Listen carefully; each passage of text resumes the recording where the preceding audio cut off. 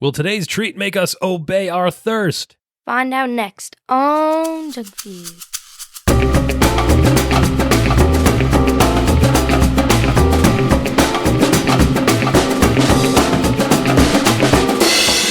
Oh yeah, welcome to Junk Feud, the podcast about junk food, where we rate and review mystery treats to determine which one will be the undisputed champion of snacks. I'm your host, Mike. Alongside me, as always, Alyssa. Hello, Dad. Hello, Liz. Did you hear about the kidnapping at school? The kidnapping at school. This has gotten serious. No, I didn't. It's okay. He woke up. Oh. Yeah, that was not bad, actually. That was a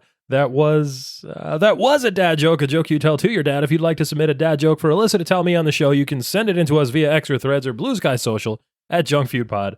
You're still laughing about that? Oh, I'm laughing at you. Or via email to junkfeudpod@gmail.com. Liz, yeah? We've got another dad in the studio with us today, don't we? Yeah. A special guest today who's making a face at you for your nonplussed response. Who is it? It's my uncle. Uncle Matt's here live in the studio. Say hello. Hello, everybody. Welcome to the world of Junk Feud. It's an honor to be here. Yeah, I bet. Welcome back once again to the world's yeetest podcast. The Gyatis. Oh. Yeah, there's new stuff in there. Okay, wait. Well, wait. Do it again. This is live. Do it again. Welcome back once again to the world's yeetest podcast. The Gyatis show on Earth, very mid, giving them the super bus and hitting them with the Riz each and every week. Liz. Yeah. Good read there, kiddo. That was pretty nice. Thank you. It's our holiday hangover show, Alyssa. We're in the week between Christmas and New Year's. One of the best. Is it a hangover when people get drunk? Well, it's what happens afterwards, yeah. Oh. So a holiday hangover is like when you've had so much fun celebrating the holidays. You're drunk on eggnog. Possibly, I suppose. We did not like the eggnog. No, that was crusty. Hey, remember when I said your mom your mom doesn't like eggnog? Mm-hmm. Guess what she bought at the grocery store this week? Eggnog. 100%. That goof. Yeah, I agree, because she was slandering the eggnog that we bought and made. Didn't like either of those. Had to go out and buy her own. Got you. How about that? Well, I mean, the week between Christmas and New Year's would be a good time to relax, have some eggnog. Uncle Matt, do you drink eggnog? I've never had eggnog before. Do you want to try some? We have some downstairs. Well, this is the place to try it, right? I mean, I guess we could do it live on the show for the right back of the now. box. No, right now. Try hard. Well, I'm going to have to go get it then. Yeah, it's fine. Go get We're going to it. have to do it later. Liz, like we were saying, this would be a good week to try eggnog because it's a whole week of just nothing, usually. Yeah. Nobody's doing anything. It's all downtime. It's an interstitial period. Alyssa, do you know what an interstitial is? Easy for you to say. Yeah, I know, right? Well, I'm going to edit that out so it doesn't matter. Now you're going to look silly. Liz, do you know what an interstitial is? No. Well, that's unfortunate because the definition is in the show notes that you haven't read. But by definition, it is the space between two things. Yeah, that's right. One of my least favorite Dave Matthews songs, Where actually. two worlds come. I'm singing Descendants. Well, not song. that one. That's from Descendants. We'll never be out of reach. Liz. Yeah. I've told you before, the bar that I worked at after college, when we would go in to open for the lunch shift at 9 a.m., we would put VH1 on the big screen TV behind the bar. And, well, that was because mostly sports played all day, so the girls that worked there got to pick what we watched in the morning, and it was always VH1. And it was like Gwen Stefani's Hollaback Girl. B.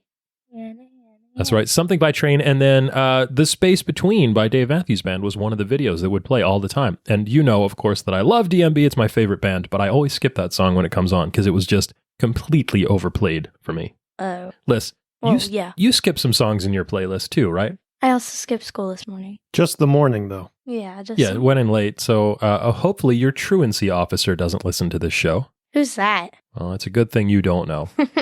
Liz, we're talking about interstitials. This is an interstitial week, one that's stuck in the space between two other things, like a liminal space. You know what a liminal space is? Nope. Uncle Matt, do you know what a liminal space is? I know there's a subreddit called Liminal Space. I've seen a lot of the images on it, and I don't understand the theme. Well, it's a liminal space is just a transition zone. It's a physical space that you're in as you transition from one area to another. Like a hallway is a liminal space. You know who does liminal space really well? The Disney parks, obviously. Do you have a favorite liminal space at the Disney park? Either of you?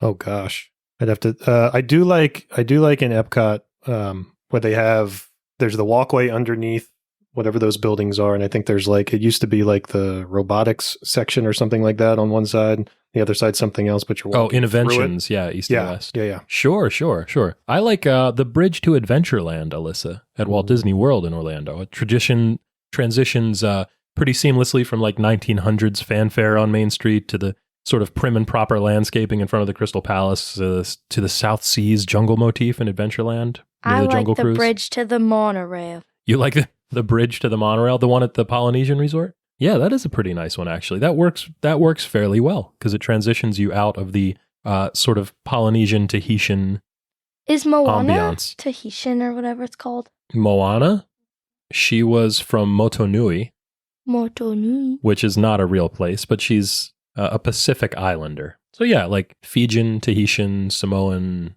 all of those. That's what I was looking for, Samoan. Like the rock. Like, that's right. Like our friend of the show, Dwayne. Is he a friend of the show? Sure. Why Oh, not? cool. And he was in Moana. That's right. Liz. Oh, yeah. We were speaking of Disney. The Disney Channel itself used to have some really good interstitial videos back in the early years when it was still a pay access. Back in my day. Yeah, back in the day. Well, yeah, I mean, technically, yeah, this was back in my day. The Disney Channel sort of started up when I was a tot. A tot. Yeah, Toys for Tots. Oh my gosh, we have to get we have to get a present for school this week. Yeah, you should probably get on that. Ooh. I mean, even though it's after Christmas, canonically. Oh, yeah. Is this how these episodes normally go? Yeah. More or less, yeah. You know what we should do next year?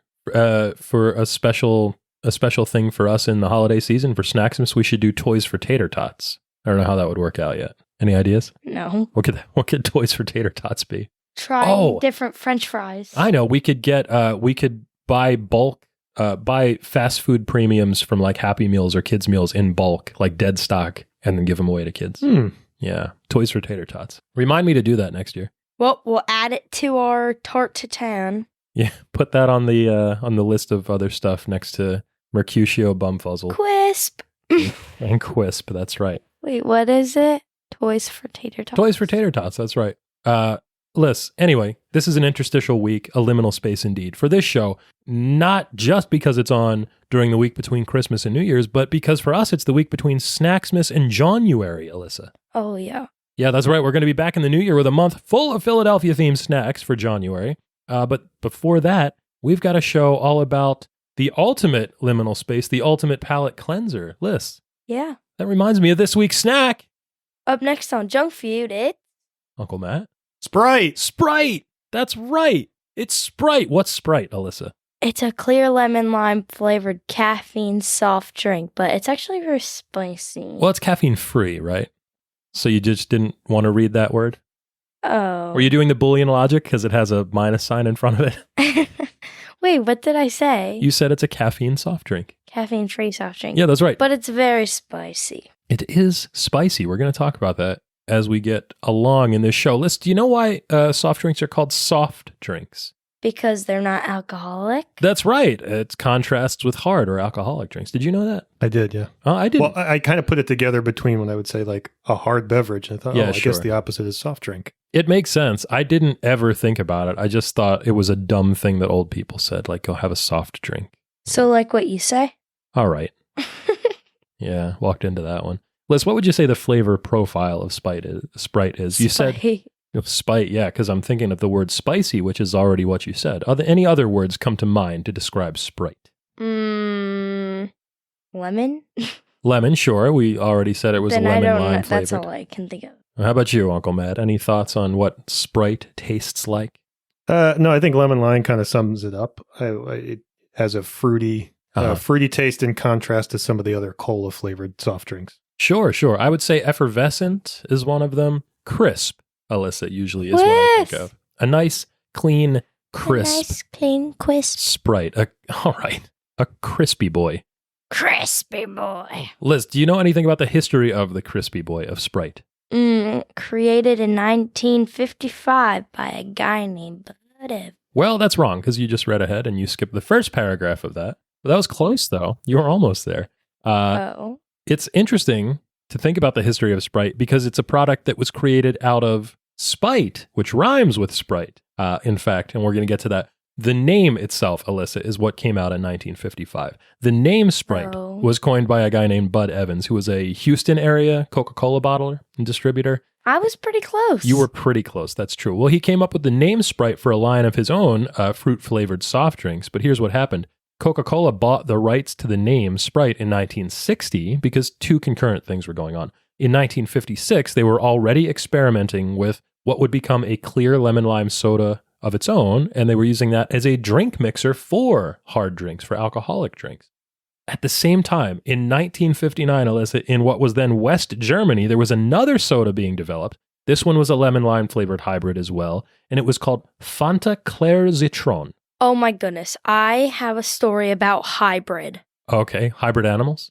No, just hybrid. Just hybrids. Well, okay. hybrid car. Hybrid cars, okay. So we were in science. This happened yesterday. Shout out to yesterday. And my teacher, which I'm not going to name because I usually make that mistake a lot. Uh-huh. So my science teacher, she got a new car and she was like, I was going to get a hybrid. And then I was like, wait, I'm not prepared for that. So I was like, oh, my mom has a hybrid. Sit it under my... And she was like, who has a hybrid? Whose mom has a hybrid? I was like, my mom. Well, this is radio, so no one can see you half-heartedly raising your hand. So Alyssa very timidly raised her hand and said, my mom. Your And mom. then one of the kids in the class goes, wait, what's a hybrid? And I said, it's like a gas and electrical car. Very good. And one of the kids goes, well, you could just get a hybrid with gas. And then I looked at him and he goes, what? Like with a mean, like... A scowl. Snarky look. Snarky look. Is that a word? Yeah. Oh. Sure. And then, so he looked at me rude and I was like, he goes, what? And then I was like, hybrid cars are gas and electrical. And he goes, yeah, so it's an electrical car with gas. I was like, oh, why do you have to say a hybrid with gas? Yeah. A hybrid is with gas. It's implied, yeah. But like, that's like saying a hybrid with electrical. Well, Alyssa, let this be a lesson to you. You have a long future ahead of you of disagreeing with men who think that they know everything. Like you. It's excuse me. It's Walked kind of into a it theme. again. He walks into it a lot. Listen, lady, I do a lot of research for this show. Some of it even from good sources. So did I hear Fanta in there? Fanta Claire Citron, that's right. Fanta Claire Citron. Yeah, and do you know why it was originally Fanta? Why? Well, in post-war West Germany, you could not get ingredients for Coca-Cola. It just wasn't happening. There were, trade restrictions and embargoes and such. So Coca-Cola's answer to that was to create their own brand in Germany called Fanta, and Fanta Claire Citron was clear lemon Fanta. And the Coca-Cola company liked this so much that by 1961, they were selling that product in the United States as Sprite, primarily, Alyssa, to compete with 7-Up, which already existed. That was the Spite that I was talking about. I thought those were the same thing. Yeah, well, a lot of people did because they kind of are, but this was Coke's answer to 7-Up. They wanted to capture that market, and in fact, they did. Today, Sprite is the third best-selling soft drink in the world, and it's available in 190 countries. Is the first one Coca-Cola? It sure is. Liz. What's the second one, root beer? Diet Coke. Ugh, that should not be on the list. Well, I mean, it still counts. Diet Coke, Coke, same thing. Liz, we said this was in 1959. What else was going on in 1959, Alyssa? Alaska became the 49th state, and Hawaii became the 50th. That's right. The 50th. De Gaulle became president of France. Yeah, he's got his own airport now. France! Sorry, what was that? Have you seen those pageants where people like yell out the country? No. And they sound like so weird? 100% no. Oh my gosh, they're so funny. So I always watch these videos of these pageant people and they yell out like those pretty princess girls. And they yell their like country out. And then one of the announcers was like, France! Wow. This is why we don't allow our kids on the internet. Yeah, our compression algorithm is going to be working overtime today. Liz, what else happened in 1959? The Dyatlov Pass incident occurred in Russia. Yeah, Uncle Matt, do you know of the Dyatlov Pass incident? I don't, and I put myself out there because this is probably one of the things in history that all my colleagues are going to be appalled that I don't know. No. This is actually, for a while, it was prime conspiracy theory fodder. Dyatlov Pass is in Russia. There were a bunch of Russian hikers, and they went out hiking, and the next day they all disappeared, and their tent was found like in tatters, and some of their bodies were found scattered around in various states of undress. There's this really amazing video by a YouTuber named Lymon, and it kind of explains what was going on. Right now, the primary theory is that there was a flash avalanche that trapped them inside their tent, and then they all tried to like scatter out, cut themselves out of the tent, and then they all in the avalanche kind of got scattered around and then died. Oh my goodness. But for a long time, people thought it was, the Yeti. Well, I was thinking when you described it initially, I was thinking some kind of a bear attack. Right. Today we learned about Ted Bundy in forensic science. Wow. Oh boy, let's not go there. Yeah. And, let's just hear it. First impressions of Ted Bundy, Alyssa. Well, before I knew who he was and what he did for a living, Okay. That's one way to put it. we learned that he was going to school to be a lawyer. Mhm. And then, yeah, And then he just did some murdering. some murdering. Whole lot of it. Quite a bit of murdering. Speaking of murdering, Did you know what the else? last person? God. Oh my gosh. The last person that he killed, he like bit her leg so hard that like they could get who he was out of it. And you learned this in forensic science Yeah. in 7th grade. Fascinating. Dyatlov. Yeah, that sounds like Dyatlov. Like Gyatlov? Yeah. I think of Detlef Schrempf, the basketball player. Yeah, Detlef Schrempf. That's right. Buddy Holly, Richie Valens, and the Big Bopper all died in a plane crash. And what song did that plane crash inspire? My Miss American Pie. Yeah, that's right. The day the music died. Yeah. Uh-huh. What's next? And Barbie debuted in the U.S. That's right. The Barbie doll. First Barbie doll, Oh 1959. my goodness, there's more. Yeah. The first Australopithecus Uh-huh. Very good. skull was discovered. Very good. Holy moly, there's so much in this. The first Xerox Xerox, dear. machine was sold. The Guggenheim Museum. Excuse me? The Guggenheim Is this the Guggenheim? It's the Guggenheim. That's right. Museum opened. And Magic Johnson was born, and Cecil B. DeMille died. Cecil B. DeMille. So in this one list, we had De Gaulle, Dyatlov, Australopithecus, Xerox, and Guggenheim. And you got almost all of them. Yeah. That's pretty good. Here's another word, Alyssa. One we've said already. Sprite. Oh, I thought you were going to say etymology. Etymology. That's right. Well, you're reading the headings for the notes right now. Liz, etymology. Where do you think the word Sprite comes from? Etymology. I mean, in a roundabout way, sure. Uncle Matt, any thoughts on the etymology of the word Sprite? My guess is it has to do something with light or seeing through light or something, a flash of light, something like that. Oh, interesting. So, sure. So most people today probably think of the soda first. There's a subset of people that might think of a two-dimensional video game character model, like a Sprite. Oh, right. Yep. Yeah. But in the 1960s, probably they were thinking of the mythological creature, the Sprite, which is sort of like a small fairy-like woodland creature. Often characterized, Alyssa, as mischievous or playful. Right. Yeah. I have heard of that. Okay. That's right. And sprites in mythology have a deep connection to water and natural elements. So Coca-Cola wanted to capitalize on this association and brand their drink as something that was cool and refreshing and natural and rejuvenating and also invigorating, and that was Sprite. And here's the thing. It wasn't the first time the Coca-Cola company had used the terminology either. Alyssa, did you know that from 1942 to 1953, Coca-Cola had a mascot? Yes, I did. Because you read it in the notes. What Yeah. was his name? Sprite Boy. Sprite Boy, that's right. Sprite Boy was a tiny soda jerk. Why would they make him mean? No. Soda jerk doesn't mean a jerk made out of soda. A soda jerk is someone who works at a soda fountain and jerks the taps, pulls the handles. That sounds boring. I mean, It's a job. I Holy- guess, yeah. As boring as a cashier or a waitress or a waiter. Yeah. It's boring as you. I You think didn't even walk. You didn't even approach that was one. unprompted. I think I'm fascinating, by the way, Alyssa. What you think? Well, here's the thing. So Sprite Boy was around for kind of a long time as far as junk food mascots go, 42 to 53. That's a long time. But nobody really thinks about him now. He's barely talked about today. And I think it's for a simple reason, Alyssa. It's because he's absolutely terrifying. Have you seen a picture of Sprite Boy? I'm about to. Yeah, you may want to look this up. So if you were inventing a new drink today and you needed to make some positive associations Oh with my it. gosh, he looks like those like dolls. Yeah, he looks like a little Anna Lee doll. Oh my gosh, wait.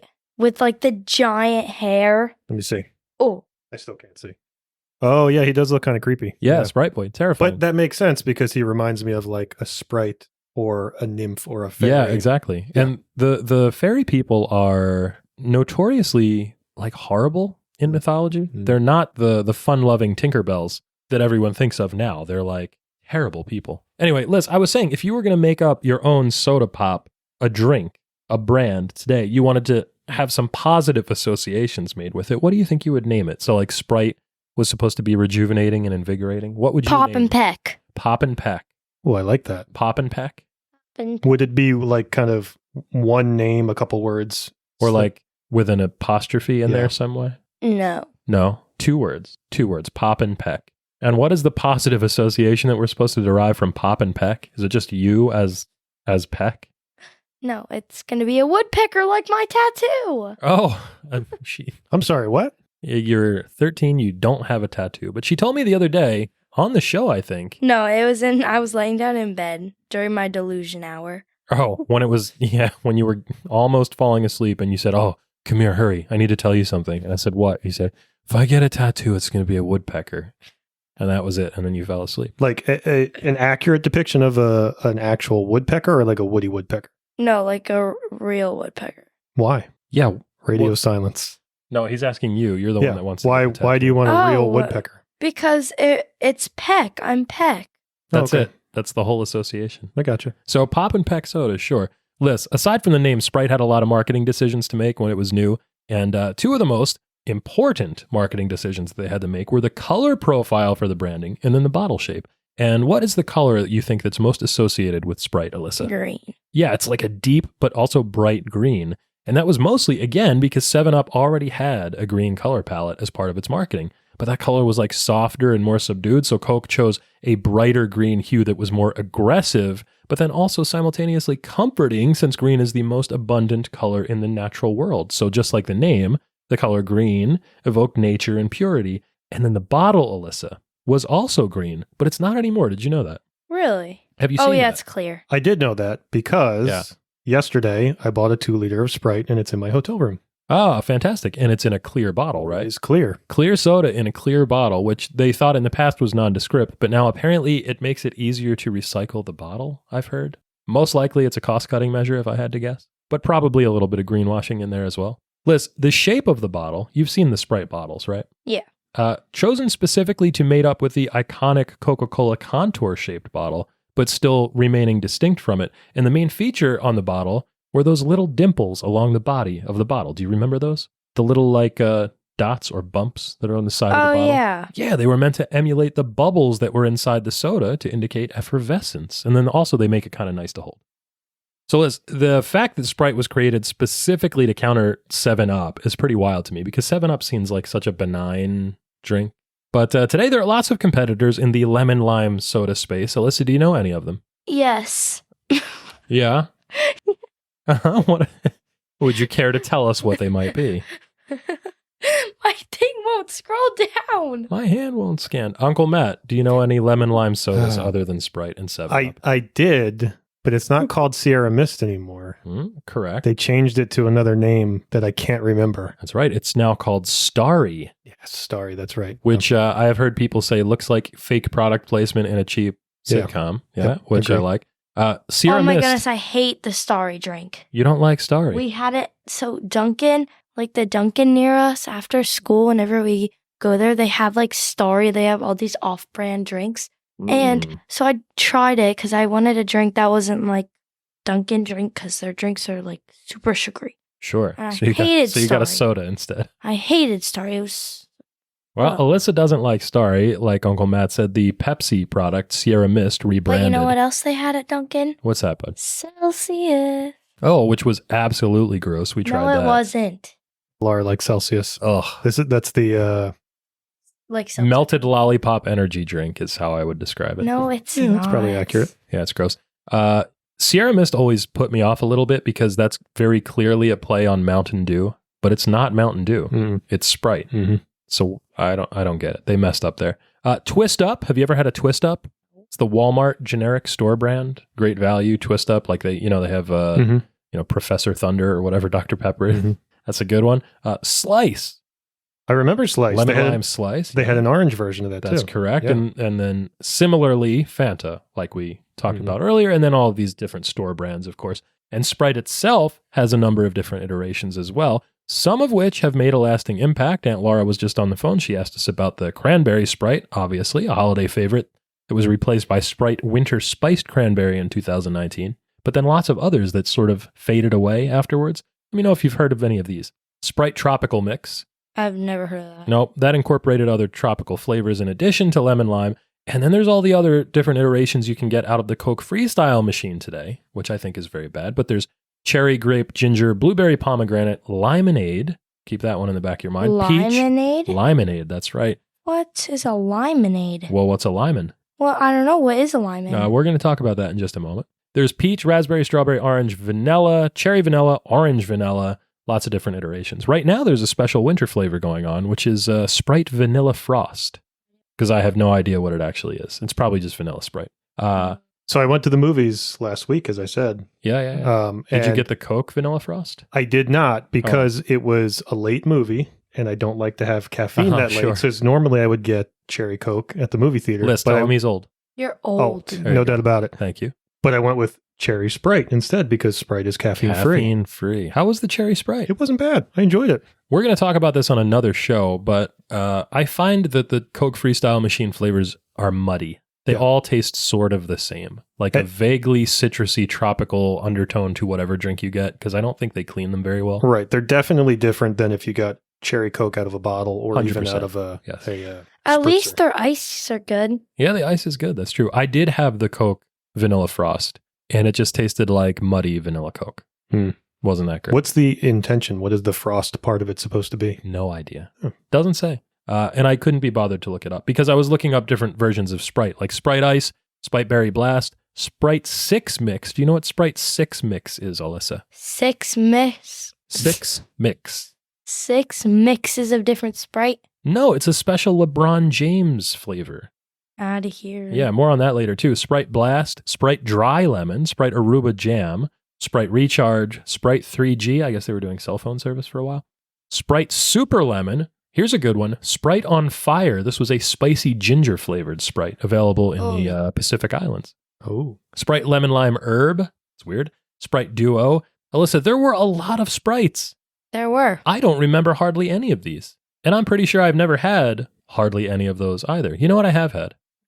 I've had a Sprite in Europe. You know what happens when you order a Sprite in Europe? What? You get a Sprite. You know what happens when you order a lemonade in Europe, Alyssa? What? Uncle Matt, any ideas? You get a Sprite. You get a Sprite, that's right. In Europe, Sprite is what they call lemonade, or a lemon lime soda, basically. In France, I ordered lemonade and I got lemonade. Did you? Yeah. At Wait. the steak free. Oh, that's true. At Le Relais des Entrecôtes, yeah. Yes. Interesting. So here's the thing. In most European countries, if you want a US version of lemonade, you have to order a thing called a cloudy lemonade. And it turns out that in Europe, any drink called an aid is a carbonated drink. So if you have it without carbonation, it's a squash, like a lemon squash in London, perhaps, which we had in Diagon Alley. Diagonally. Uncle Matt? I didn't know that. But in that, I believe the second or third episode of Faulty Towers, that guy who keeps trying to order, I think he's ordering a lemon squash. Lemon squash, that's right. That's what that is. Now I know that. That's right. So probably the reason that if you order a lemonade in many European places, except for apparently the one that you went to, Alyssa, you get a Sprite is because, well, in part, carbonated water is more popular than still water in Europe. So drinks that are mixed with syrups and water are usually mixed with carbonated water. And also the fact that Europe is not tropical at all, and it's very difficult to get naturally grown lemons anywhere nearby. So you're probably getting something that's a syrup mix. Liz, you asked me earlier what Lymon was. And we're going to talk about it right now because just like Coca-Cola, Sprite lives and dies by its ad campaigns because there is nothing inherently special about fizzy sugar water. So all the major soft drink brands have to just pour absolute fortunes into their marketing in order to survive in the marketplace. And one of the most important contributions of Sprite advertising has been the concept of Lymon, which is, Alyssa, a Portmanteau. A portmanteau, which we talked about last week when we were discussing Giots.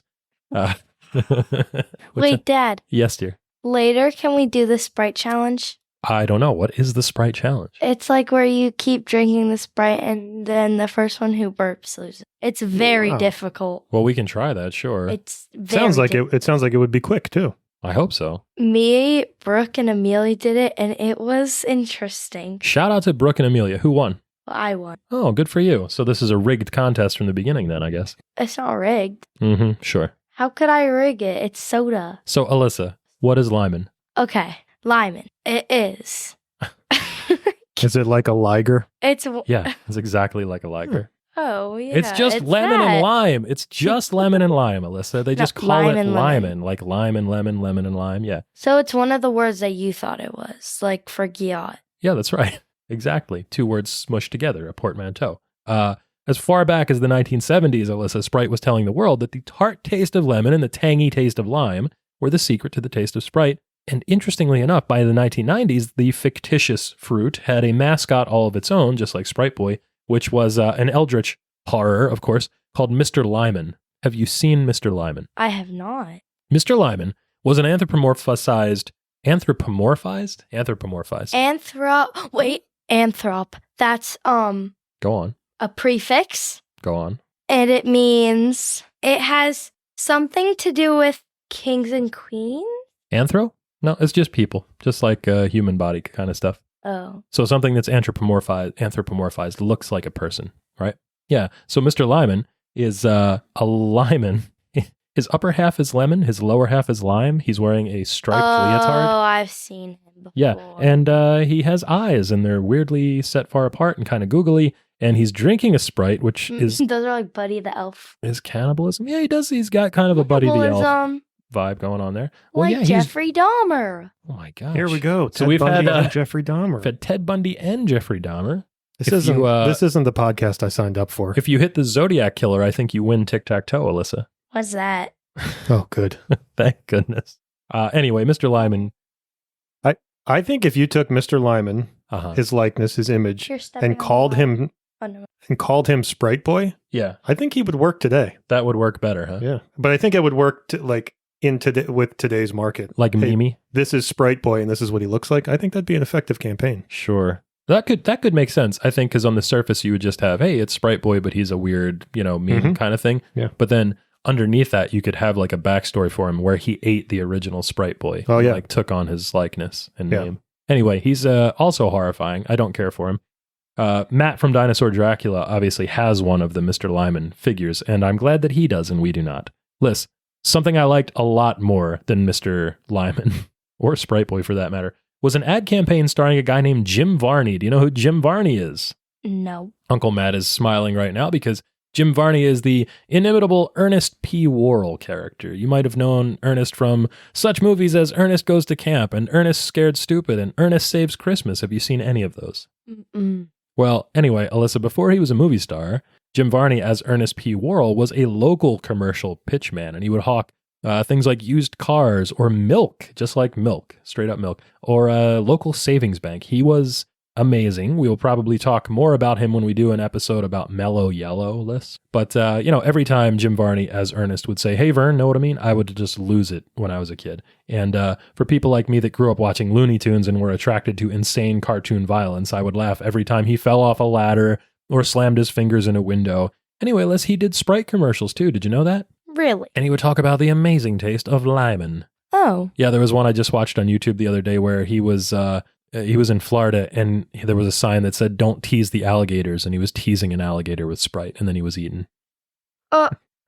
That's dark. It's so good. I could watch them all day. Liz, you've never seen those, but people of your generation are probably more familiar with a different Sprite pitchman, also one that plays a character. I'm talking, of course, about the actor and rapper named Aubrey Graham. Do you know who that is? No. Well, he's professionally known as Drake, Alyssa. That's his name? Yeah. Really? Yeah. Jersey? Oh boy. Yeah. The very same. Don't know that. Well, now you know. Wait, I thought Aubrey's a girl name. It's also a boy's name. Did you know he was on a TV show before he became a rapper too? It was Canadian, Alyssa. You know? Yeah, I do know. So anyway, the commercial that Drake is in is called The Spark. It is crazy, isn't it? Your mind is blown now by Sprite. Look what Lymon has done. You know, Bella was Drake for Halloween. I do. Shout out to Bella. She went to a Drake concert this year, too. And Travis Scott. And she took videos of She was Travis Scott for Halloween, too? No, she went to a Travis Scott concert. I think it's that was brave of her.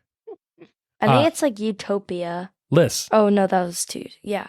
The commercial for Sprite that stars Drake. Do you know what it was called? Yes. Yeah, what is it? It's called The Spark. That's right. It's called The Spark. It debuted in what year? 2010. 2010, that's right. And I remember it because back then I used to go to the movies every single week, and it played for like an entire year before every feature film, which was very annoying. And it made me dislike Drake quite intensely just because of that. But anyway, in the commercial, Drake is in the studio. He's trying to record a song, but Liz, he's just not feeling the beat.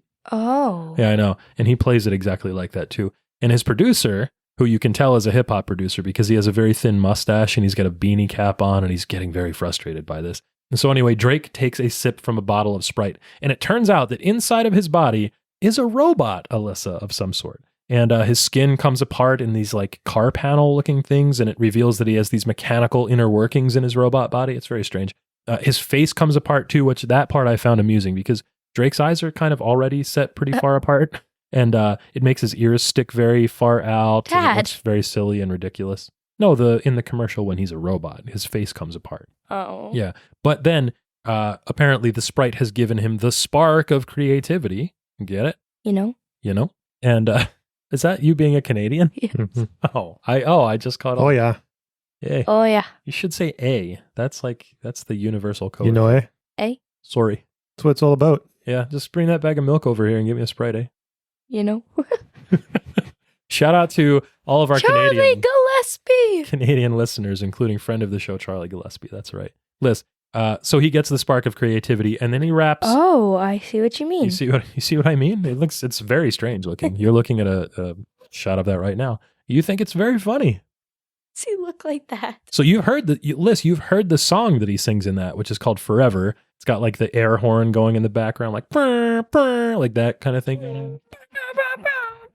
Exactly. And the first bars that he raps in the commercial are last named ever, first name greatest, like a sprained ankle, boy, I ain't nothing to play with, which a lot of people love, but I think is the most whack hip hop bar of all time.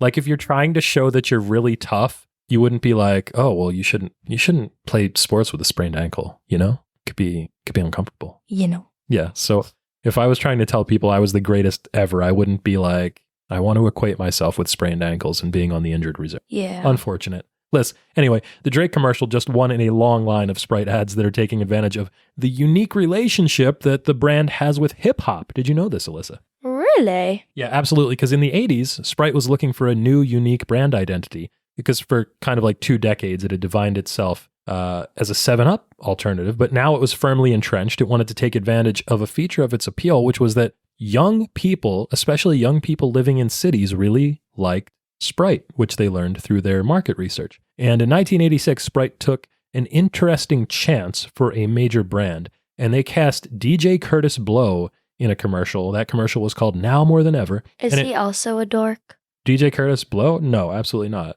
Definitely legit. And when your generation says OG, that's Curtis Blow. Liz, do you know what OG means? Original? Sure, absolutely right.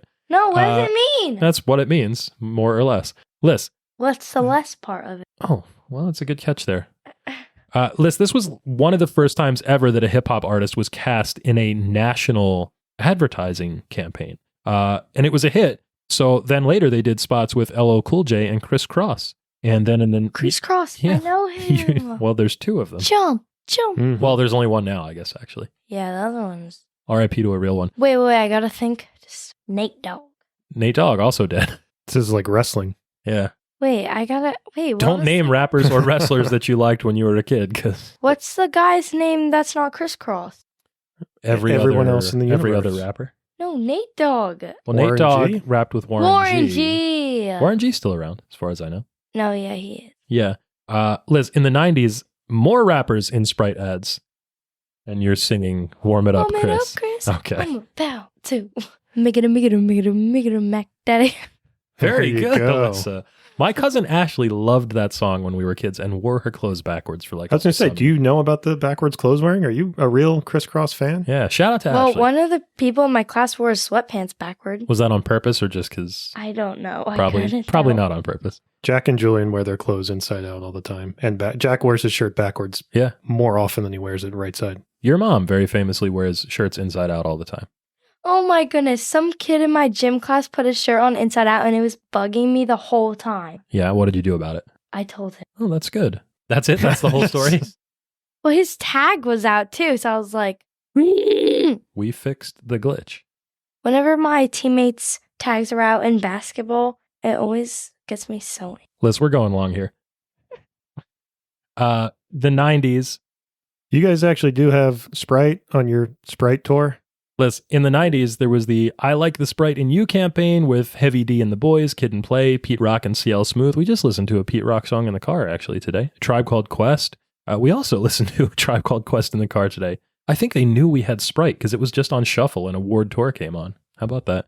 Grand Poobah did the Obey Your Thirst campaign, which was its most successful up to that point. Uncle Matt is nodding in agreement. Grand I Poobah remember. actually came up with the line Obey Your Thirst. So they took that directly from him. Wow. They even got Nas at the height of his popularity in 1997, which is like incredible. Who's Nas? Like Lil Nas X? Oh boy. No, like Big Nas, like the original Nas. Like OG Big Nas Nas. G? Illmatic. Wait, what Ether? kind of You've never heard Ether? I've heard of Stellar. Okay. Well, they're not the same thing. Not even remotely. Actually, you haven't heard Ether because you are 100% not allowed to listen to Ether. I don't know, Dad. You No, I know because I'm your dad. I'm telling you, you can't you listen don't know to what it. I listen to. That's true. No, I do know what you listen Wait, to. 'cause what you is put it his on in the name? car. Nas. Just Nas. No, So- the other one. Ether was a song that Nas did. It was a diss track. Do you know what a diss track is? Oh, I love diss tracks. Oh, I boy. make those about Chase all the time. Oh. You 100% don't. And by the way, Chase would ether you if you tried to do that, I'm sure. But I'll ether you. you don't even know what that means. Liz, anyway, we're leaning hard into this right now. Sprite leaned hard into and unlocked the hip hop and urban aesthetic market because of some of these choices and Wait, partnering that's a with drug? Ether. You're looking up Ether. actual physical ether. Oh, Yeah. yeah. That's a very bad word, Dad. Ether? No. Oh, the you're reading the lyrics now? Yeah. Yeah. Yeah. Anyway, Alyssa, I love Jay-Z. well, Nas sure didn't for a long time. That's what Ether's all about. Liz, this year Sprite celebrated 50 years of hip hop. They sponsored and produced a remix of Rapper's Delight, calling themselves the unofficial drink of rap. And I think probably we would agree with that, wouldn't you? You know what's something else we would agree with, Liz? What? Here's a phrase I've heard. McDonald's Sprite hits different. Have you heard that one? I heard. You heard? You know? You know. Liz, we said earlier, people say Sprite is crisp, and I call it crispy for sure. There's another word that you used, Spicy. and that is spicy, and people specifically say McDonald's Sprite tastes spicy. They say the Sprite there is so crispy that it's spicy, and it's become a meme at this point, obviously. And every so often, McDonald's Sprite specifically will trend on social media for one reason or another. This started, as far as Know Your Meme can tell, in about 2017, and that was about the same year that some random Twitter egg said that Sprite from McDonald's shared ingredients with rocket fuel. You think that's true or false? False. False. Yeah, obviously false. You cannot fly into space with McDonald's Sprite, or at least that hasn't been tested yet. We don't know for sure. Oh my goodness. yes, I dear. have another story about science about McDonald's. Let's hear it. This was today. So today in science class, we were talking about McDonald's ice cream, and one of the same kid with the hybrid, he was like, yeah, I love McDonald's ice cream, just out of nowhere. And then he was like, but their machine's always broken. Everyone was like, no, it's not. You just like, Oh, well, I have bad news for you, kiddo. it's literally like never broken. Literally never broken is not the It's words I would like choose to describe Never the broken. McDonald's ice cream machine. In fact, it is broken so often that there is a website that tracks how many McDonald's ice cream machines are broken in the United States at any one point in time. And there were multiple petitions and even lawsuits against McDonald's for investigations of why their ice cream machines are broken But so the often. ones near us are never broken. We also Consider yourself lucky. we also never order ice cream from McDonald's. Every time I'm with Grammy, she. I will say this. Shout out to Grammy. The last time I went through McDonald's drive-thru, the menu board said that McFlurries and milkshakes and ice cream were all unavailable because the ice cream machine was broken. I don't believe that. I heard a story. Uh-huh. This is not investigated, not confirmed. Sure. But your grandmother told me this, that the reason that they're always broken and always prolonged is because there's one company that McDonald's uses and they're the only ones that are allowed to fix those machines when they get broken. And so there's finite resources trying to go out and fix all of the machines. Plausible, but I don't know if that is the truth. I think that's probably a piece of it. Remember, Lissa, when we did the Wendy's Frosty episode where we talked about how there was one company that manufactured Wendy's Frosty machines. Mm-hmm. Well, Think we might be onto something here, Liz. okay. Do you want to know some other things that people say about McDonald's Sprite? Yes. Some social media users have petitioned to have it added to the periodic table of elements. Some have said McDonald's Sprite is stronger than hard liquor. Some said it killed the dinosaurs. Wait, what? Yeah. I thought an asteroid hit. No, it was Sprite. It was McDonald's Sprite. Yeah. Man. Liz, here's a good one. Some people have said that McDonald's Sprite tastes like television static. It does. There was a really good one I saw of, it was a meme. You know when Tom Holland's Spider-Man fades away after he's been snapped by Thanos in Avengers Infinity War? No. Well, anyway, the caption said, oh, he drank the McDonald's Sprite. Ha ha ha. Do you know the reasons? Ha ha ha ha ha. Yeah, it was pretty good. Liz, do you know the reasons that McDonald's Sprite tastes so extra, as the kids say? Why? Well, remember when we talked about why McDonald's Coke tasted different than Coke in a can? Sure. Well, it's mostly the same stuff. First, the water is filtered 4 times, and it is chilled. Chilling the water, filtering the water that goes into the ice, and keeping everything very cold helps it retain carbonation, because warmer liquids will release more gas. Filtering the ice also aids in preventing contamination during dilution.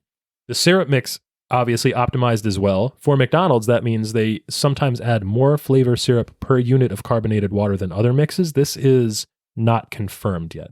The straw, of course, has a larger diameter than a standard straw. You can fit a standard straw inside a McDonald's straw. That's how much bigger they are. And Liz, here's one thing that is not probably part of the equation, actually substantially different. Coca-Cola syrup delivered to the restaurants in stainless steel tankards, Alyssa. Sprite syrup just comes in plastic bags. Oh. Yeah. Like milk. That's right. In Canada. Like milk in Canada, 100%. Here's one thing that might make McDonald's Sprite taste a little bit different, and that it's often eaten with salty foods from the fast food retailer, like McDonald's French fries, which can, like your brother, Chase, has snuck into the studio. Would you like to say hello? You're grinning maniacally. Go ahead, say hello. Hello, everyone. They are talking about my favorite food. Mm-hmm. Watermelon? French fries, my favorite junk food. Oh, that's right. Very good. Because you only like healthy foods, so we only talk about watermelon on the show. But now you like to talk about junk foods like McDonald's fries, right?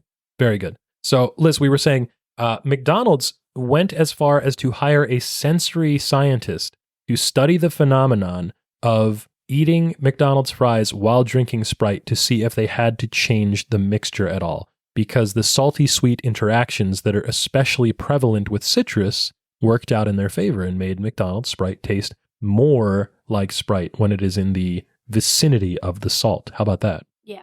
Here's another thing, and this is my favorite by far of all of these memes. McDonald's even went so far as to hire a hip-hop artist named Tissa Korean, who produced a remix that they premiered on TikTok about how McDonald's Sprite really does taste like TV static, and it was called Static. McDonald's Sprite. The song is not very good. Not my favorite. But do you know what my favorite part of this show is, Alyssa? What? Holy moly, we're already an hour in. It's Alyssa reads the ingredients. Liz, what's in Sprite? Carbonated water, high fructose corn syrup, citric acid, natural flavors, sodium citrate, sodium benzoate, All 3 of those? No. Just the last one. Just the last one.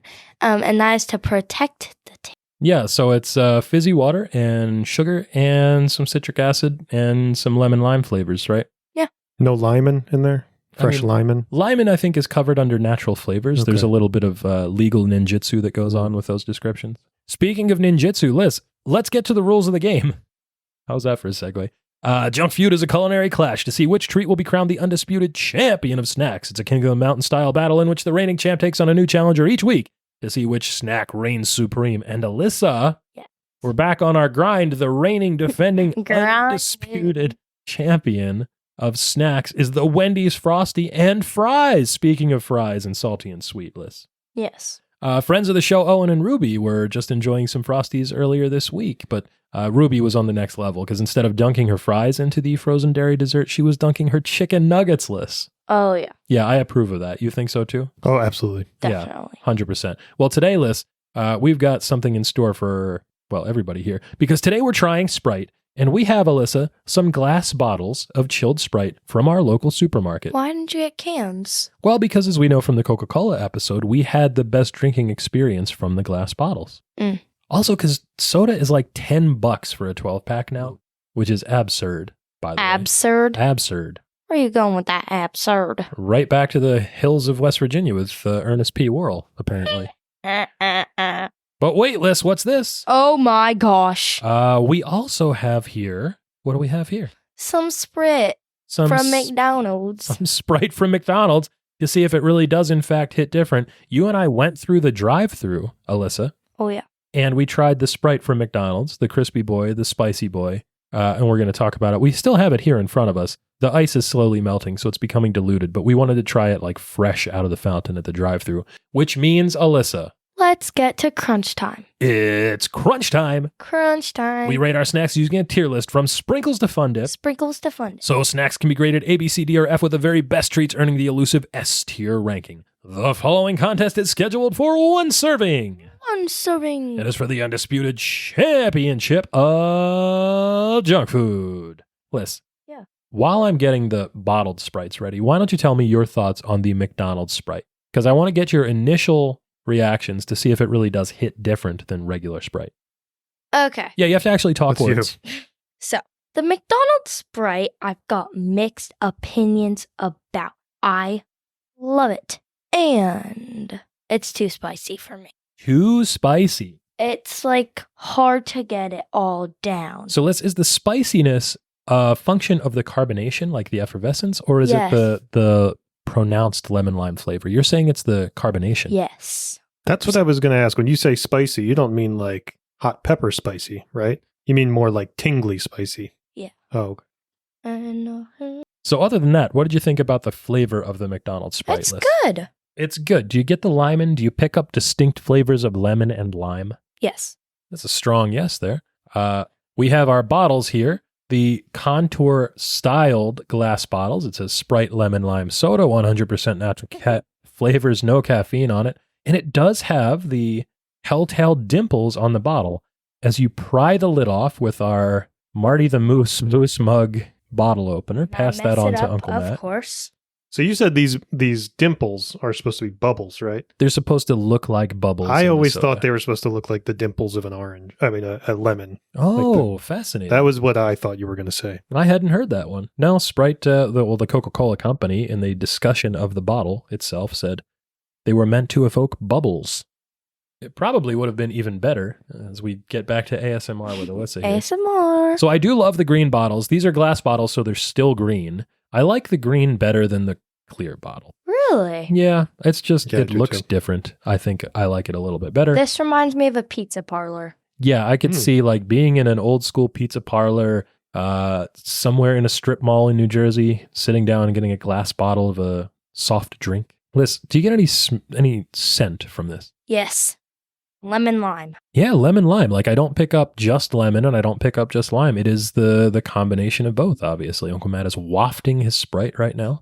That's the preferred way to do it. Yeah, sure. So let's these are well chilled, by the way. Oh, yeah. Oh, I just lost the Sprite challenge. There was a little belch there. I'm out. Alyssa wins again. It is very spicy. Hits the back of your throat. Yeah. And even when it's just initially coming into my mouth, hitting my tongue. I can feel all those little bubbles. Yeah, I think the bubbles are really carrying the tartness and the acidity of the Lymon flavor. The bubbles are carrying. Yeah, they're carrying. Is that like giving? If food is giving, is it carrying? No. No? Carrying is like Uh-huh. when you're doing like better and helping everyone. Oh, well, that's nice, isn't it? Yeah. Like, I still have a little bit of like, ice in my bro, McDonald's. I'm carrying you in for. Oh, yeah. Yeah. That makes sense. So this one is significantly watered down now. Most of the ice is melted. It was very spicy when we first got it. Liz, I don't know if it was spicier or crispier than the Sprite in the bottle, honestly. I mean, probably it was a little bit. The one thing I did get a little bit more from the McDonald's Sprite than the Sprite in the bottle was a little hint of bitterness from the lemon. Like just a tiny touch up front of bitterness. It's so. It is very crisp. Right out of the bottle. Yeah, chilled. 100%. It's a crispy very boy. well done. I mean, even we can't hear it because we have headphones on, but if you've ever like put your face right up to a Sprite, it usually doesn't happen with a bottle, but if you have like a freshly poured fountain soda Sprite in a cup, you can hear the fizziness on the top of it. You get like the crispiness coming off of it. These are good though. I like Sprite. It is refreshing, which is a weird thing to say about something that is. Oh, yeah. Oh, wow. Yeah, you got a that. good fizz there from that swig you took. Wait, just. Wow.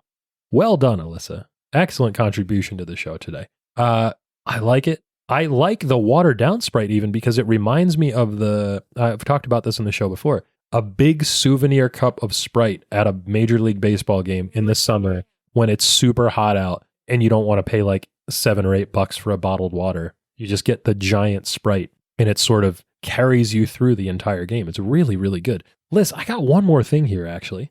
Oh my gosh, whose music is that? It's a run-in. I got Sprite Tic Tacs, Liz. Yeah, I've been wanting to try these for a while. All right.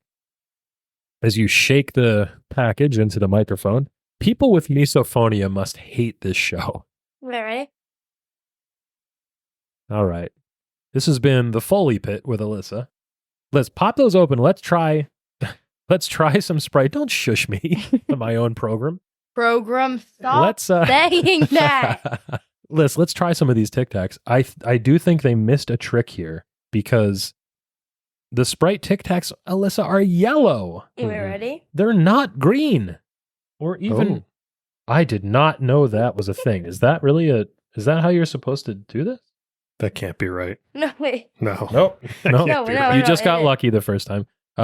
Because this is radio, you can't tell. For those of you at home, Alyssa is opening the top of the Tic Tac box and getting a perfectly sized one Tic Tac in the little indentation on the top. These are Tic Tacs, the famously half-calorie breath mints. My guess for these is it going to be similar to the cola or the Coke Tic Tacs in that the flavor's sort of there, but you can't recreate the spiciness. This tastes exactly like the Coke Tic Tac, I think, actually.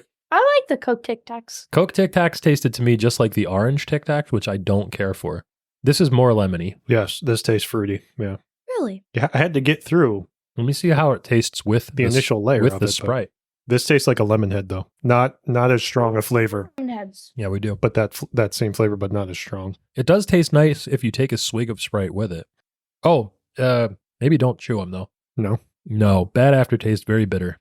Oh, it says they're lemon lime flavored. I guess I could see that if someone told me this is a lemon lime can. Yeah, We're biting into them, yeah. yeah. Very sour. I don't know. Let's do one more thing to try here. Let's try, I've got some McDonald's fries here. And try the McDonald's fries with the Sprite, just to see if the salty sweet interaction is there. Or just do whatever. Just do whatever you want. I don't get the bitter. Did you bite it yet? You Oh. chewed through that Tic Tac and didn't get that hit of bitterness? Wow, maybe it's my old guy palate coming through I here. definitely got it. Yeah, we both did. Oh, I cannot eat cold fry. All right, yeah, the fries are cold. You get about 11 minutes on McDonald's fries. We've been talking for more than an hour now, which is, this is going to be the longest show in the history of this program, for sure. Sorry, program. Stop it. Stop. Liz, let's hit the bliss point. Oh. You know? Tell me, what do you think about Sprite? Where does it fall on the rankings from Sprinkles to Fun Dip? And does it have what it takes to take down another fast food challenger, the Wendy's Frosty and Fries? I was about to say B plus, and then I raised up to an A minus, and then I almost said BS. A BS. Well, I think there's some things we've eaten on this show that could probably get that grading. Toxic waste slime liquors, I'm thinking of specifically. eggnog. You didn't like eggnog. You gave it a solid F. Liz, what do you think about Sprite? What's the grade? What's the rating? A-. A- for Sprite. That's a strong grade. Uncle Matt, what do you think? Tell me about your final thoughts on. I would probably The put Sprite in the B category. It's one of the sodas that I prefer to drink, although I wouldn't put it ahead. Definitely not ahead of Coca-Cola Classic, and probably not ahead of some of the others like Dr. Pepper or root beer. Yeah, sure. But it's a solid contender. Dr. Pepper. It's a solid contender. It's sort of old reliable for me, where I know what I'm going to get with it. Mm-hmm. It's lemon lime flavor, which is kind of, not unique to one brand or another. Right. Whereas a cola kind of is a unique thing. So yeah, I'd say it's pretty solidly B. Uncle Matt says B flat. Is that what you say? B flat? B flat for Uncle Matt. You said A-. Liz, I'm going to say Sprite for me is a B+ overall. The first sip of Sprite is a revelation, and then there's diminishing returns after that, I think. A- if I'm at a baseball game and it's in a souvenir cup. But standard Sprite, B+. McDonald's Sprite also for me was a B+. I could see how there's a little bit, like there are certain subtle things that are working in its favor, like the bigger straw, like the chilled and filtered water and ice. I don't know about the syrup mix. I think that's probably a myth. You are getting more carbonation from McDonald's Sprite than you would from like a regular drink. But again, the first sips are probably about standard and the same. So yeah, B+ for me. What do you guys think? Wendy's Frosty and Fries or Sprite? Wendy's Frosty and Fries. Yeah, I think so too. Yeah, I have to agree with that. I was trying to think if I had to give up one forever, I would give up Sprite before I gave up a Wendy's Frosty and Fries. Yeah, that's a good way to think about it, which means by unanimous decision, your winner and still reigning defending undisputed champion of snacks, the Wendy's Frosty and Fries. Liz, one moment before we go on. Chase, you wanted to say what your grade was for Sprite. I think I should preface this with saying you refuse to drink it and you have never tried it, right? Yes, but I'm just going to rate it. Okay, go ahead. I will rate it. We'll get your live reaction real quick. Just try a sip. He's not going to. You can if you want. It's fruity. Just a sip. Is this salt? Yes, No. Very salty. It's not salty. It tastes so good. Which one is usually correct? There's no salt in it. Sip it up, sip it up, sip it up, sip There it he up. goes. Yeah. He's wiping his tongue. That one is a F-. F- from Chase, who could not handle the McDonald's crispy Sprite. It's too spicy for the boy, and he spit it back in there. Yeah, so Wendy's Frosty and Fries retains. List no Oreo rule this week. Again, we're looking forward to new Oreos in the new year. But each week on this episode, we ask a very important question. Can you deep fry this week's snack? Will it deep fry, Alyssa? Sure. Yeah, sure. You remember on the Coca-Cola episode, we talked about deep fried Coke. It was like a state fair kind of thing. You make a sort of a reduced syrup from Coca-Cola. You mix it with a batter, and then you fry it like funnel cake. Mm-hmm. Well, some enterprising lunatics figured out how to make Sprite fritters, which is essentially the same thing. It's like a lemon-flavored fritter, so it's probably not that bad. I did find some recipes for a tempura-style batter made with Sprite that was intended to be used when you're frying fish fillets. So I guess if you're, I'm not a big seafood eater, but that seems like the right application for it. When you get like fish and chips, a cod fillet, usually there's like a lemon wedge or something with that. So I think that could work. What do you think, Liz? Maybe like in a fish taco where you'd be squeezing some lime on top. That would be a good one too. You're making a face. You don't eat fish tacos. I don't either. You know what we do, The back of the box. Yeah, it's time to check out. Yes. Alyssa's excited about this week's episode because it's time to check out the Back of the Box, a weekly segment where we play a little game. Would you like to play a game? Yes. This week's segment is Pecs in a Pickle. Pecs in a Pickle. On Pecs in a Pickle, we try pickle-flavored snacks. And Alyssa... Pickled peanuts, right? No. In fact, we have a crossover event today. It's Pecs in a Pickle X We Scream, our ice cream Back of the Box. Oh, no. Yeah, that's right. We have 2 pickle-flavored ice cream treats we're going to try today, Alyssa. Uncle Matt is cringing at the moment. This is my nightmare. Not looking forward to this. So you have to try it. So I guess that makes it 3. This is also an episode of Try Hard, where you try snacks that you know you're not going to like. We're going to see if we really do scream for pickle-flavored ice cream, because the first thing we have up, Alyssa, a frequent contributor on the show, we have dill pickle-flavored mochi ice cream from My Mochi. Remember when me and Christian tried it? Yeah, that's right. Liz, friend of the show, Victoria, once asked me what the most money we ever spent on a snack was for this show, and it was probably that time when we had to buy a whole year's worth of a BJ's Wholesale Club membership so that we could get some smoked turkey legs. But then behind that was probably when we had to buy the whole case of Hydrox cookies. Yeah. Distant third, however, Alyssa, was this, because I bought a single box of dill pickle mochi ice cream online on the internet for $14. Oh, and we also had to buy the big gummy pickle. Oh, yeah, you bought a $10 gummy pickle that was not good. Liz, this was shipped to us packed in a cooler full of dry ice across the entire country so cool. from Los Angeles. And we did get a big brick of dry ice that we got to play with, which I is kept fun. spraying water at it and it would be like, So, Liz, here's the dill pickle mochi ice cream. And while you're unpackaging that, we also have the seasonal offering from the Van Leeuwen Creamery, which is a dill pickle flavored French custard style ice cream. Heck yeah, I got it.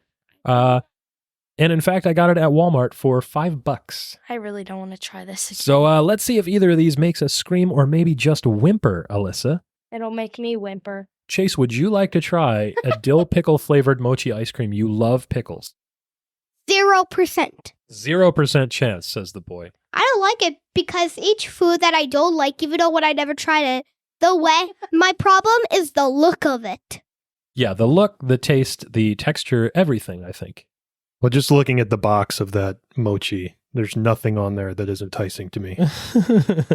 So, yeah, the My Mochi dill pickle flavor here is a... Do I have to eat the whole thing? Yeah, you do. Slightly, well, I mean, I guess not. I'm not going to force feed you some pickle mochi here, but these are Thank you. small wads of mochi. Do you want to try a bite? The rice on the outside, Alyssa, the rice wrapper, the mochi itself. You're making a face. You don't care for it. It's green. There's no flavor in it, but inside it says there's classic pickle premium ice cream in sweet rice dough. Uh-oh. Do you guys have spit buckets on this show? We sure don't. No, there's nowhere to vomit. You just got to deal with it. It doesn't smell particularly pickly on the outside. Let's take a bite of the inside here. Uncle Matt's going to try it too. Do not. So the outside is something different than the inside. The outside is just rice dough. The It's outside just a doesn't rice taste like wrapper. And anything. inside there's ice cream. Bottoms up. Uh-huh. Oh my God, it tastes like a pickle. That was awful. Why do people like this taste? I don't think this is bad. So I got two different things here going on. The first hit is like a classic grocery store, like unrefrigerated shelf dill pickle. Like There's very stuff all strong. over your nose again. I have the cornstarch from the mochi on my face. Uncle Matt took a bite of his admirably enough, and he's done with it. So he's going to drop it back into the container. Oh, it's stuck on me. There we go. I actually kind of like it. There's a soft, sweet finish that's very sugary from the ice cream. Up front is all dill pickle, and the back end is like sweet cream. It is exactly as advertised. It tasted like dill pickle ice cream. Mm-hmm. I'm actually excited for this one. Yeah, I'm hoping. It's green ice cream. Yeah, so you've opened the Van Leeuwen pint. Oh, for, that feels so nice. 14 ounces, It's like shrinkflation. kind of like softened. Yeah, it's just Please soft wipe enough. it off your nose. Sorry. You know. You know. Hey. Anyway, I didn't think that was bad. Neither of you guys liked it. It just smells. I'll be honest, it wasn't the worst thing I've tasted, but Yeah. it tasted like a pickle, and I don't like pickles. This Oh, tastes like and vanilla. What was ice the worst cream. thing you've tasted? Oh gosh, I Well, cried over ice cream. Have y'all done Vegemite yet? Yeah. We did Vegemite when we were kids. Yeah, that was one of the worst things I've ever tasted. Sal Zachariah brought Vegemite from Australia to us. Do you remember this? Oh, Sal. Yeah. Old Sam. Somehow, some kind of relative to us, Sal. Yeah. Yes. I don't remember eating Vegemite then. Oh, man. But I Yeah, he remember brought it Sal. over. He loved Vegemite because he was in Australia for some reason, and he made us eat it, and it was very bad. So anyway, here's the dill pickle Van Leeuwen French ice cream. So I'm going to take it is a sort of green, Alyssa. It's like a turtle color almost here. Yeah. I don't understand. So, do you like this more or less than the thing we just ate? Can't tell. Because you were kind of repulsed by the mochi thing. Oh, Here, can you hold that so I can get a spoonful of this? All right, Well- Chase, ready? Bottoms up. I'm not tasting it. Okay. I don't care for this. It's salty. Is it It's salty? very salty. Yeah, I mean it's salty because it's pickle flavor. It tastes like salty and Oh, sweet. Uncle Matt doesn't like it. The flavor itself was less severe than I think Yeah. the mochi was, but that salt surprised me. It's I weird. wasn't It's ready sort for of that. like if this didn't say dill pickle flavored on the box, I wouldn't think of it. I would just think this is like a salted vanilla. It's like the dill part of it is very understated. Yeah, it is. It's slightly salty. It's very salty, but slightly herby vanilla. Cream, milk, cane sugar, water, egg yolks, tapioca syrup, cornstarch, vinegar, Oh, God. That's Salt, sea salt, pectin, carabine gum, natural flavors, turmeric, beta-carotene for color, vegetable juice for color, citric acid. So there's a lot of vinegar doing a lot of work in here. And then whatever they're getting away with, natural flavors, which I'm guessing is some sort of dill. Vinegar is my arch enemy. But it wasn't, again, I wouldn't have guessed vinegar in there if you hadn't told me. So Yeah, same. There does look to be a little swirl in here of something, like a flavor swirl. Let me try that. yeah, maybe we just got the top layer. If any of you do not like it, I will rate your disgust. Oh, thank you. Well, rate our disgust, please, Chase. By all means, go ahead. What do you think? Give my rating for everybody. Do the pickle mochi. Your disgust rate for the pickle was A-. Nope, way lower. No, A- as far as your disgust. Oh, my disgust rate. Your Yes, disgust correct. was an A-. Maybe even a solid A. Yeah. Yeah. A flat for disgust. Alyssa's was very disgusted with that pickle, so I'm going to say A+ for her. Okay, very good, Chase. Thank you very much. What do you think about me? I didn't dislike either of these that much. You were the F-. I was an F-. Thanks, bud. And F- means you like it. Oh, okay. So I did actually kind of like the My Mochi. As far as stunt flavors go, I thought that was well executed because it did both things well. What did we do for next one? And then just the regular ice cream, bud. What do you think about that?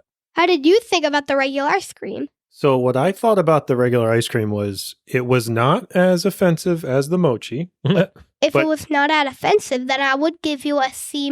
C- might be there. My main concern was I didn't understand what the appeal was because it didn't really taste like dill. So why would you, what is somebody who wants to get dill ice cream? What are they looking for in that ice cream? Why would they come back to it? So we've had a bunch of Van Leeuwen stunt flavors on the show. We did Idaho potato fries and milkshake, which we thought was not very good. It just tasted like old fry oil. We had Hidden Valley Ranch, which made you physically cry, Alyssa. You were in tears. That one tasted like cold ranch, just like frozen ranch dressing, which was off-putting because of the way that you were eating it. This I thought was, if you would have called it something else, I maybe would have been more okay with it.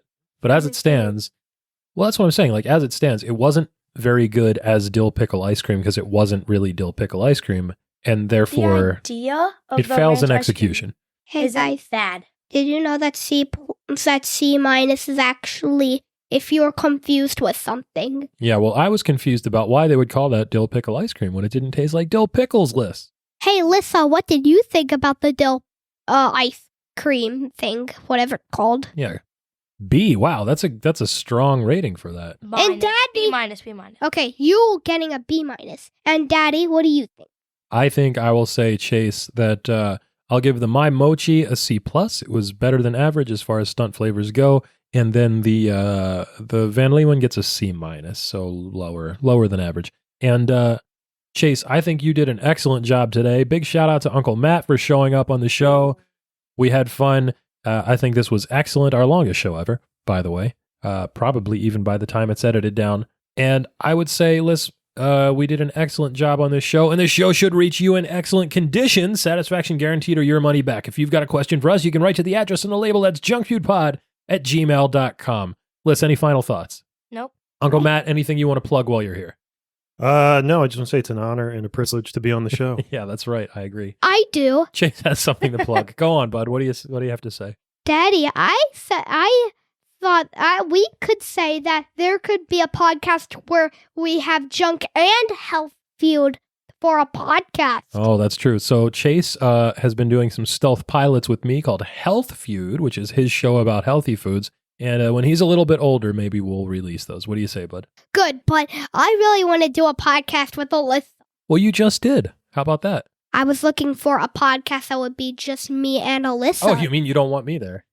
No, you could be there because it's going to be you, Alyssa, and me. Oh, I think that's a fantastic idea, and we will get to that when we're ready to have some fun. And this podcast has contained your recommended daily allowance of fun. Fun. For more, go to X, Instagram, Threads, Blue Sky Social, or wherever you choose to be social, and find us at Junk Feud Pod. You can watch fun-sized reviews on YouTube, buy our merch on TeePublic. Don't forget to catch all the snaction. Oh, I just failed the Sprite challenge again. Each and every week, wherever you listen to podcasts. Until we see you again, for Alyssa, I'm Mike. Pasta lasagna. Don't get any on ya.